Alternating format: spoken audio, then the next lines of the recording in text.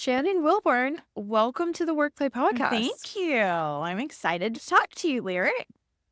I am so excited to have you on because you are just like the franchise guru. I love the way that your brain thinks, the way that it scales, the way that you think about franchising. And so this is such a cool conversation because we've never had someone like you on the podcast talking about these sorts of things for franchisors. So I am so excited. Can you just introduce yourself in terms of who Yep. you are, what your business is? But I know that you have a really amazing business backstory. So I'd love for you to get into that as Okay, well. sure. I call myself a serial entrepreneur, but for years I called myself an accidental entrepreneur. And I'm going to call it my first real business in 1997. For those of us who have entrepreneurism in our blood, we probably did things as elementary kids and high school kids and in college, like had all the ideas to make a buck, right? And but I'm going to call it my first real business, started in 1997 and started in my living room. The concept is called Just Between Friends. And basically, what Just Between Friends is, it's a marketplace for families to buy and sell gently used children's and maternity clothes, toys, and baby equipment. So before Facebook Marketplace was a thing, we had our own marketplace. And it was in a convention center or on a basketball gymnasium in a school or at a church. Or now we started franchising that. So the basic concept is families have items to sell, gently used children's and maternity items, and they bring those items to one location for a few days and they tag all that stuff at home. And then we open up for shoppers to come shop. So the sellers are making money 60 to 70%. The shoppers are saving money 50 to 90% off of retail. So it ends up being, a great, it's great for America. I mean, it's just real. It's something where they can save a lot of money. So, and then we didn't know we were going to franchise, but 6 years later, because of the growth that we had seen within our own concept and the fact that other people in other states and cities were calling us saying, hey, we want to start this in our area, we started franchising. So in 2003, we started franchising. We grew the company to 155 locations in 33 states, 42 million in system-wide sales. And then I had an exit in December of 2022. And now I do coaching for franchisors. And so that's the gist of what I do. And it's so funny how casual you are about that. It's like, oh, yeah, 155 locations and we got the exit. I'm like, you are the pinnacle of what every franchisor wants to get to, I feel like. And so how did you scale this? I mean, yes, you started 1997. It's been a while, but like in the grand scheme of things, it was pretty quickly. How did this happen? How did you scale? And I know that there's a lot of Yeah. different factors in this, but what do you think are the key Well, components I to will all tell of you, we that? did a lot of stuff wrong. So I did not have a coach, and which is why I advocate for that for franchisors or just business owners in general to have a coach. But we did a lot of things wrong, a lot of trial and error, which I know is any startup. But I think one thing that sets us apart, Lyric, from maybe some other franchisors that are trying to scale is we had proven the Mhm. concept because my business background was non-existent when I started my company. So we learned on the fly, and there was some good things about that. And there were some really bad things about that. One of the things that was really bad is I did not understand IP. I did not understand trademarks. I just, was like, hey, let's have a sale in my living room. And but we got I think what helped us really was we had friends and family that saw what we were doing and they said, hey, we want to do this in our city and in our state. And so before we franchised, we had helped 10 or 12 locations in California, Colorado, Florida, Texas, Oklahoma open their own just between friends. We were not taking a penny Wow. for that. We were just kind of giving our intellectual property the name, like they were using the name, some of them were, and then we were telling them, this is how you do it. This is how you operate. Basically, just anything that was in our brain, we were helping them so that they could do it. And what I didn't really understand is we were proving the concept and we were showing that it can, while it was going really well in Tulsa, it was also going really well in Florida. It was going really well in Texas. It was going great in California. And so when we did decide to start franchising, and that is actually creating an FDD, a contract that they sign. We had an ops manual. When we did decide to do that, we had proven the concept. So it wasn't Shannon and Devin, my co-founder, saying, yes, it's going to work. You should buy one. It was 10 other people who had already been doing it for 2 or 3 years as well, saying, yes, it works. It's not just a one-off. It's not just because Shannon is friendly. It's not because Devin is very detail-oriented. It is, this can work in these areas. And so that's the gist of the story, Lyric. I love that. And I have a question for you on that, because I would consider that, in my own words, to be, you had momentum. You had 100%. this, it's like the Yes. snowball effect. It's getting bigger, it's rolling down the hill. How do you start to get that momentum? Because I think when people are they're just like, they're sitting there and they're like, how do I do this? I know that it could work. And like, they're waiting for the first to 5 franchise sales. Like, how do you start to build that momentum? Do you have to not take a penny? Like, are there strategies for that? What does Not that take look a penny like? is one of those strategies. No, I think it's different for everyone. And if I were to give advice to someone starting a franchise brand, like I am working with a company right now called SMB Franchise Advisor. So I am partnering with a company that this is what they do. They take a brand, a concept that is doing well in one location, and if this person wants to scale through franchising, you pay them a fee, or you pay us a fee, and we help you get your FDD, your contract together that your franchisees are going to sign. We help you with your ops manual. We help you figure out what you need to do to sell, like the processes around franchise sales and franchise development, and help you get your marketing materials and tell you the compliance piece of franchising because it's highly regulated. And so you have, this company to help you. But I will say, just from my own experience, this is Shannon Wilburn's opinion, right? Others have other opinions. But I think it's because this is what we did. We had other locations before we started. It wasn't just the mothership. And so I always feel like it's a great idea to have, to go ahead and start another location in another area where you are not managing it, because there are entrepreneurs out there that the reason they're good is because the founder is good, right? It may be that the concept is okay, but the model may not work if the founder is not doing it.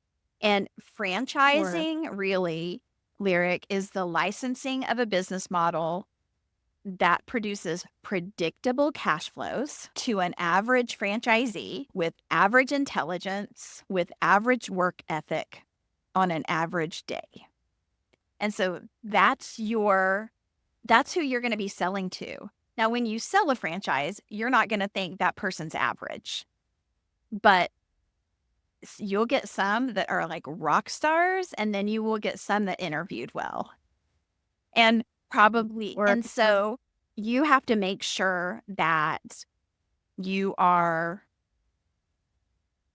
concept can be done by someone without you being in it. And so that would be my advice is, if you have the cash flow, if you have the profitability, and enough profitability that would be able to support an owner operator. So we're talking like right now, probably anywhere from $75,000, $80,000 on up. Like that has to be the profitability after you take out fees for the franchisor.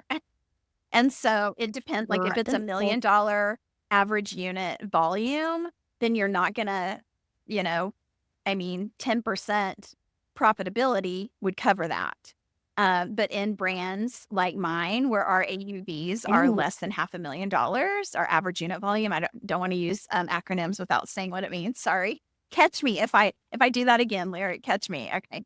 Don't worry. I was like, okay, you got to dumb it down for us, Shannon. Sorry. So average unit volume is basically what does your average franchisee do annually in terms of gross sales, so or gross revenues. So anyway, I don't know if that's helpful, but I do think the learning in that is if you can have another location or 2 locations or 3 locations before you step into the franchising space, and you will have worked through all of those little bugs that you didn't even know existed because it was just innate in your brain and you just know how to do it. Right. But if you put those systems, if you have another location or a third location and you put those systems and processes in place, then it's going to, I call it pushing the easy button.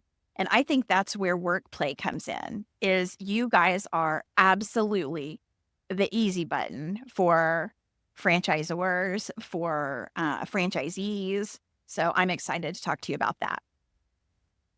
I love that because I also agree. WorkPlay has a very similar scaling mechanism with content that franchisors, franchisees just fall perfectly into. I do want to ask you though, like when you have gotten these numbers figured out, how do you know when the right time is for the easy button to happen? Like, is this over time? Is this at a certain number of locations? Because I really think that the WorkPlay process works so well when you have some of these things in place 100%. first. When what is the point where you're like, okay, we have momentum? Like, are there symptoms or signs that people can diagnose themselves, even listening? Oh, I have momentum. I will, I'm Well, at let that me point. tell I'm at you that just threshold. I can share our journey and but I think once a franchise gets to 100, 100 locations or honestly 50 locations, it's almost too late. It's like it's never too late, but it is harder. It's like instead of steering a speedboat, you're steering the Titanic. And so implementation is harder. It takes longer. Adoption takes longer. And if you can find the easy button early in your franchising career, or I'm not looking for I'm can't think of the right word I'm looking for, but early in that process, then your franchisees are going to get the benefit of that, which is what franchising is. Franchising, you are rated on if you are a good franchisor or not. 2 things that I'm really thinking of. 3 things. Are you supporting your franchisees with marketing, with technology, with legal, with legislative, with operations, with coaching? That's an expectation. Are they profitable? Like if they're not profitable, don't go into franchising unless you can be sure that your franchisees are going to be profitable. And are they highly satisfied? Right? And that is something that we rank in the franchising space is satisfaction. And one of the areas there is a franchise survey that lots of franchisors use. It's called Franchise Business Review.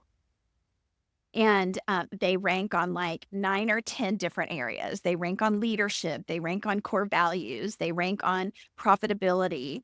And one of them is marketing. And so there is an expectation when someone buys your brand and hands over thousands of dollars, right? I mean, buying a franchise is not cheap. It is, minimum, you're going to be handing over $50,000. That's minimum.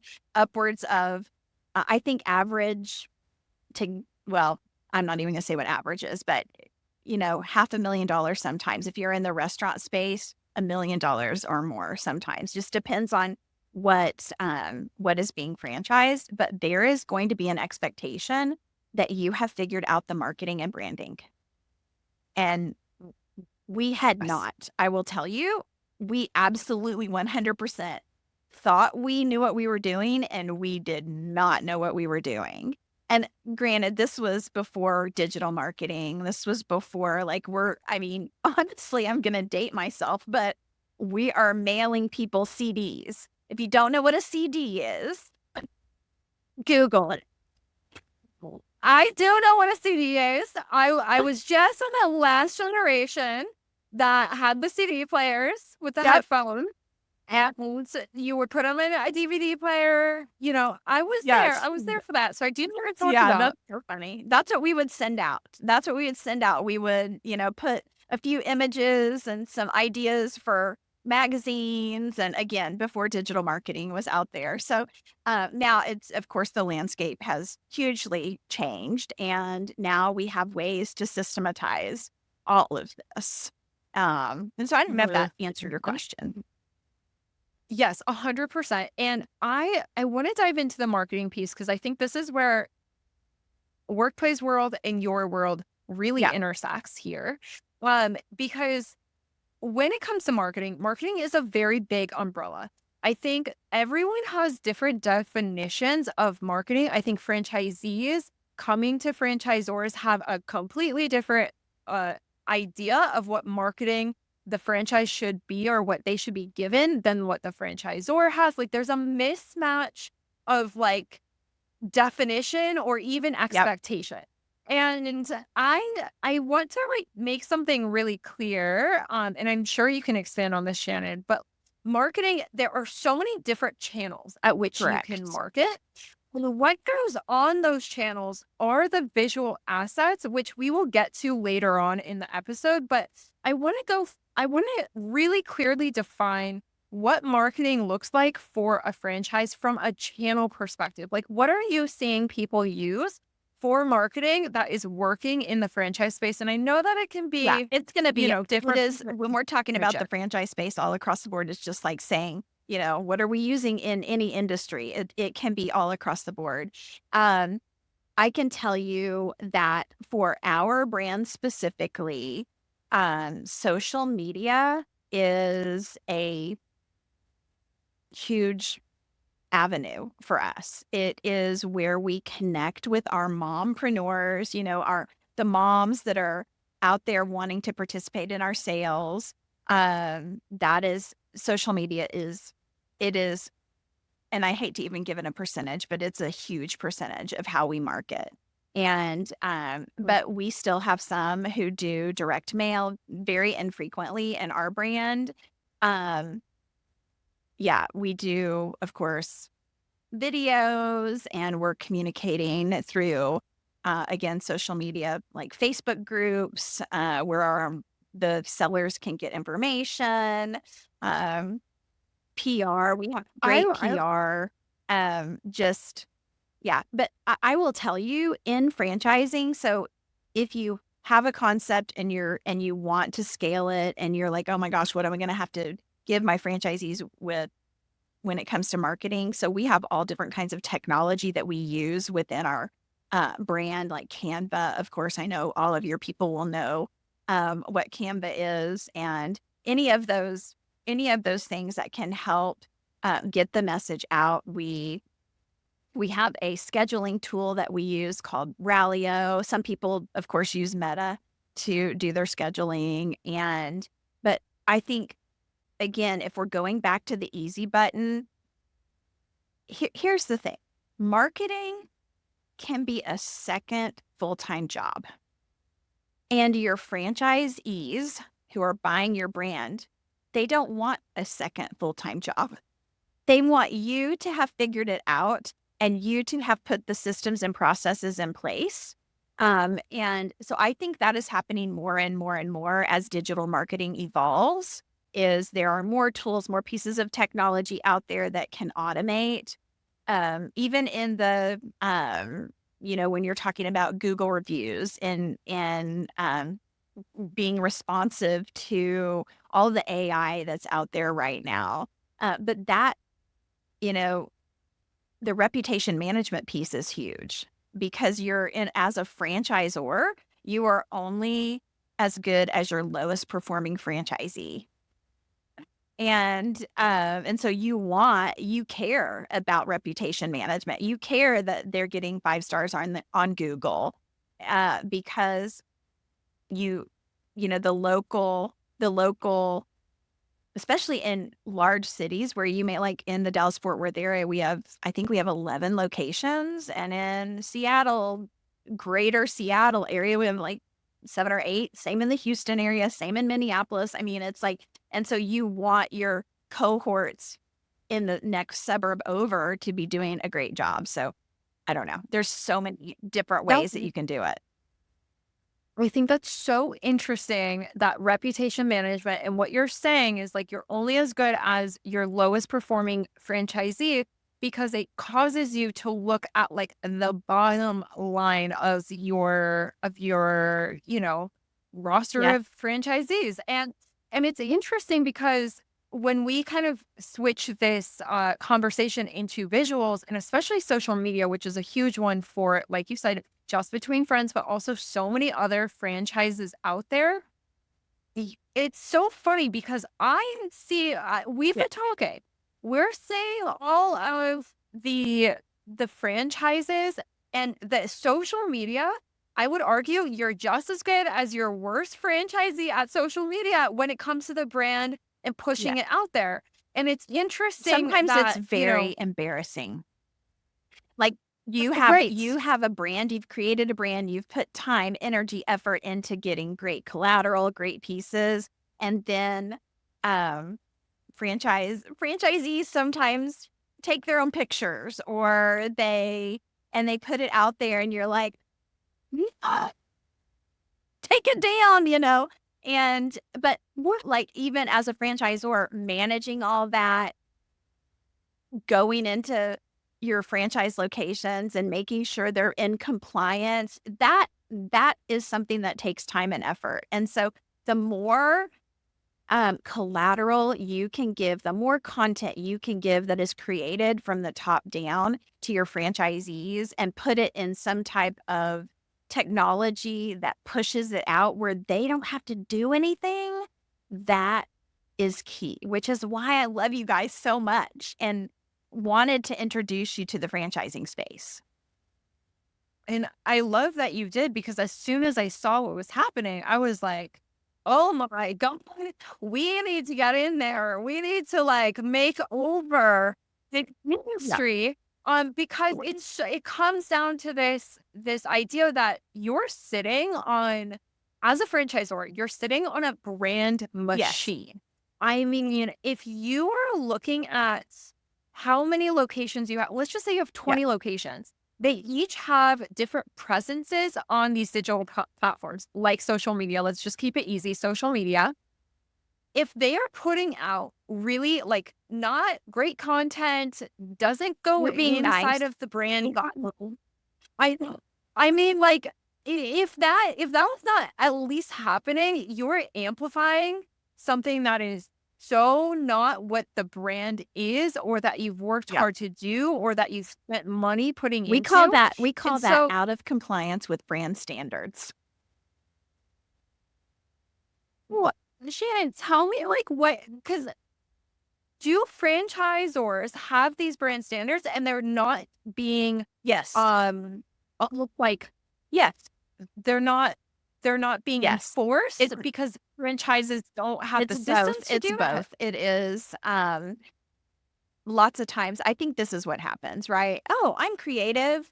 I can take that logo and make it look cute, right? And they would do what they want. And even sometimes people who have the brand standards, if they are not following all of the brand standards, then it can look very different. Like they're like, well, I used the correct logo and I used the right colors, but yeah, you didn't use the right font and you said it this way, and that's not really our brand voice. And so it is a lot to manage. And I hate to use the word police because I don't think any of us want to be police. What we want to do is we Hmm. want to be able to provide our franchisees with great content that they can use to get customers, and those customers can pay for the service so they can make a living. Okay. And Yes. and that's what I mean by pushing the easy button. So as whatever listen, smaller brands, I really feel like need WorkPlay because it's coming from What do one you location or even two locations. Oh, I'm managing the social media for three locations. Like that's one thing. Oh, now I have 20? Holy cow. I need a team of 5 people. I need and so anything you can do to automate it, to have a system, to have a process, and give them something that they can use. Like in our brand, one of the things we do is we're like, okay, here are all these pieces of collateral. We have different things that we give out at different times of the year based on, we have here's our spring campaigns because most of our sales are happening in the spring. Here's our fall campaign because the rest, we've got the second half of the year, here's our fall campaign and or campaigns. And here are the different sizes for this one and this one and this one. And all of that those are things that we just push out at a certain time. Um, but then you want to have a local presence too. And I think that's another way where you guys come in because you can this is something that we get in franchising. Well, my location's different from that location. And sometimes, honestly, I don't want to listen to that because I'm like, is it that different? But what I think, like, representation matters. And so having a franchise in Miami is going to be very different than having a franchise in Minneapolis. And Yes. and so there are things that can be done. Like we for the longest time, we had our franchisees wanted to have Spanish speaking collateral. And it took us a really long time to get that, to do that. And again, back before we have all of these translation technologies now. This is back before that. So before Google Translate and all of that. So anyway, it is it is hard to do it without systems and processes and things like WordPlay. I know, I totally agree. And the sooner that you can get the system in, the sooner that it starts working Yes. for you.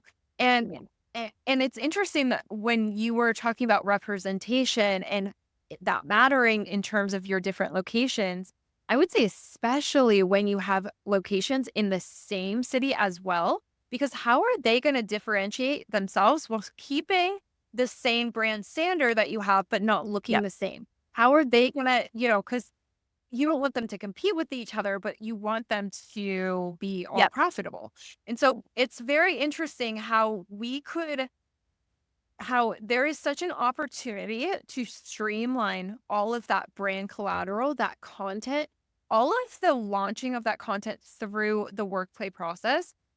I know that you are one of our workplay clients for a coaching and personal brand Correct. perspective.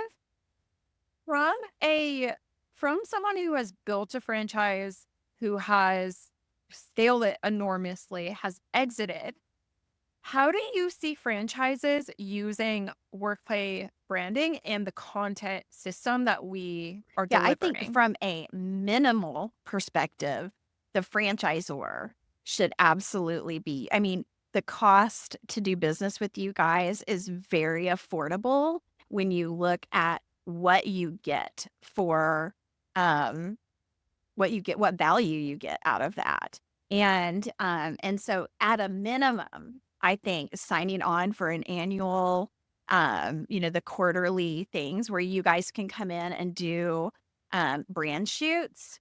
I think that is, and you guys have already trained your people. Like, I think this is what, from a franchisor perspective, if you have to go out and find the videographer and you have to find the photographer and then you have to communicate, hey, this is what we're trying to we're creating this campaign. Like, you have to figure out all of that strategy and all of that yourself. And when you are an emerging brand, you are like juggling so many things. This is the easy button where you get to bring someone in, have those strategy conversations, and the marketers, WorkPlay, right, can say, oh, well, have you thought about this? And we could do this and we could do this. And it just opens up your mind. So that's at a minimum. Like, I think every franchisor should use WorkPlay, especially the emerging brands, especially because it is 100% the easy button. And then you walk away with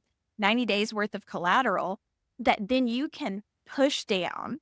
And in franchising, we say it's the parent-child relationship, meaning we created as the parent, we're going to push it down so the children, the franchisees, can use it, and they can use, what they want of the stuff that's already approved. And but from a franchisee perspective, I mean, the franchisee could be in some of the, if it's owner operator and the franchisee could be in some of those. The employees in the location could be in some of those.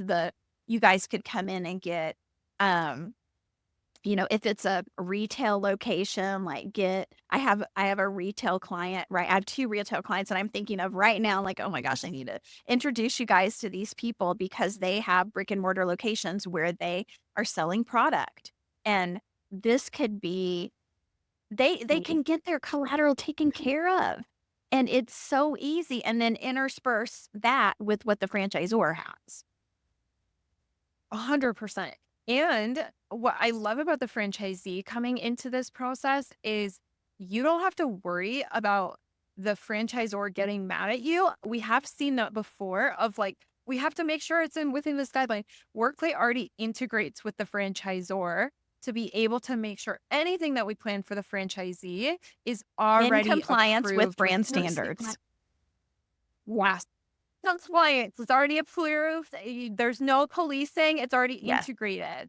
And what's interesting about like the next level, I think, of the franchise market is, yes, we have like all of this base content, but you can push out and be so savvy with different campaigns. Like you were saying at the beginning, like we have seasonal campaigns.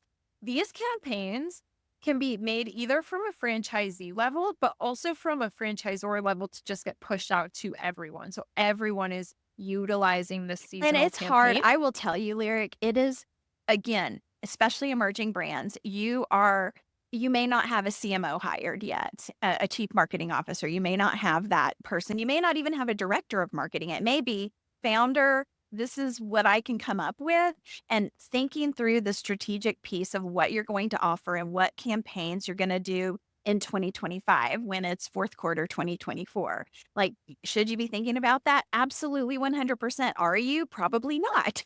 You're probably like trying to keep your head above water.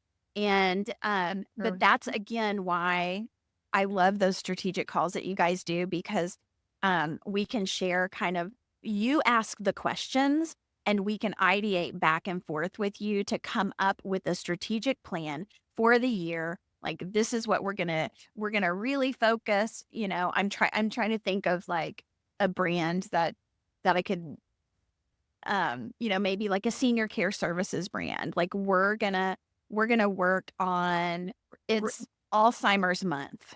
And so we're gonna work on this month, or we need more caretakers, or we need more nurses, and this. So we're gonna do some campaigns around getting. I mean, it is endless. But you have to be strategic, or else it's just it's, you got to have focus and be strategic about it. And you guys help with that. You also need an accountability partner.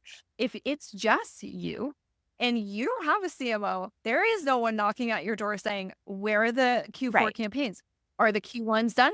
Like, what's happening? Yes. Right. And so I think that's where, WorkPlay comes in for the franchisor or franchisee, as well as like what you're saying is like, even if you have no idea, we're going to make sure you have Yes. ideas, and we're going to make sure that the creative idea is all done for you. So you don't have to think about those things, but we are kind of holding you accountable to the marketing that you have to think about. And I don't know about you, Shannon, but I find that founders and franchisors, sometimes they're not doing things because they just don't have Yeah. clarity around what the next move should be. 100%. And so Yes. Yes. They don't do anything because they know it's gonna cost money, and they don't wanna make the wrong Or decision. So, I 100% agree with that. And you guys come in and add that clarity, and it feels good. It feels so good as a franchisor to be able to communicate with your franchisees, "Listen, we're working on Q1 and Q2 campaigns. Like, it's coming, and you're gonna get it, December 15th, you're gonna have your Q1 campaigns ready to go." And yeah, so good. it's easy, streamlined. The franchisor or the franchisee is like, oh, I don't have to think about like posting an iPhone photo. It's already done for me. Great. And then there's also, between the franchisees, they have different marketing problems for each franchisee. They have different strengths. They're all Yes. human. They sometimes, one franchisee may be so good at cultivating the community while someone else is not as good. And so I think that streamlining this process as the visual, as the catalyst to this process, helps you create the assets, but then also streamline the ideas of all of your franchisees into one Yep. system so that you can actually push out campaigns that are going to Well, work and for them. I'm a big proponent, Lyric, of delegate and elevate. And if So there is something that, listen, could the owner operator be doing their own creative? Yeah. Is that the best use of their genius time? Probably not. Like, let's pay the uh, people who know how to get great content and are creative to do that. And then we can take that and amplify it out into our market. I 100% agree. And no better person to say that than you, who has literally gone over that 100 location mark. You're into all of those like bigger problems, and having that insight from someone like you is so helpful Well, and so and I important. have walked through the fire, right, of not doing it well, not pushing the easy buttons, Yes. and watched what amplified was frustration from franchisees of, "We need creative, we need stuff," and if you don't provide it to them, they will come up with their own stuff. And that's Which is where compliance happens, and then all of a sudden, instead of doing this with your franchisees, "Oh, we're so thankful, yay, thank you for providing this," we're doing this, like, "Why aren't you supporting me with marketing?" And so this can help you stay out of, purgatory with franchisees, when they have expectations of being supported with marketing, and again, the easy button. it's so true. And the more and more we go into this digital marketplace of how we market, of how we communicate, of how we cultivate community, the visual then just becomes so much more Yep. important because all of these platforms are visual. So if you are feeling the pressure right now from franchisees of like, I don't have content, I don't have anything to use, or like if you look at, you can just self-diagnose. If you look at your own social media, if you're like, oh no, like if all of my locations or all of my franchisees are not looking cohesive or they're not looking professional, now is the time because it's just going to go deeper and deeper into the digital Yeah. abyss. And I think it's just important to realize that like it's not getting any easier from a content perspective. It's only going to get more.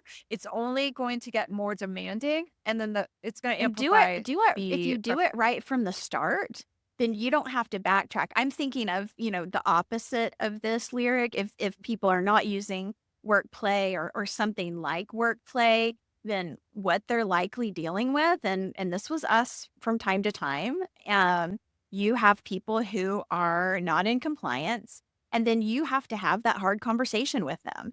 And, you're saying, okay, hey, here's your default letter. Here's a legal letter to tell you you're getting a spanking. And that's not Yeah. fun to receive. It's also not fun to give. It's like, hey, if you would do it right from the first time, but sometimes people don't know what right is. And again, this is where if you invest in WorkPlay, you invest in coming up with the creative and content and pushing it out, um, it's you're not going to have those hard conversations with your franchisees, and it'll keep franchisor franchise relations at an all-time high, this franchise satisfaction at an all-time high. So So good. And no one wants to have the hard yeah, conversation. I will be confrontational, but I don't like confrontation. I feel like a lot of people are still in that same and boat. I'm thinking of, there are so many people in the franchising, um, I guess, bubble of suppliers and franchisors. And I don't know any other vendor partner, supplier partner that is doing what you Yeah, guys are yeah. doing, which is why I want to shout it from the rooftops. So yeah, Love yeah, that so much. I just feel like we yeah, get each other because systematically, WorkPlay is definitely designed in the same way that yep, franchises scale. And so when we met, I was like, "Oh, you're speaking my language," and I feel like the feeling yes, was mutual.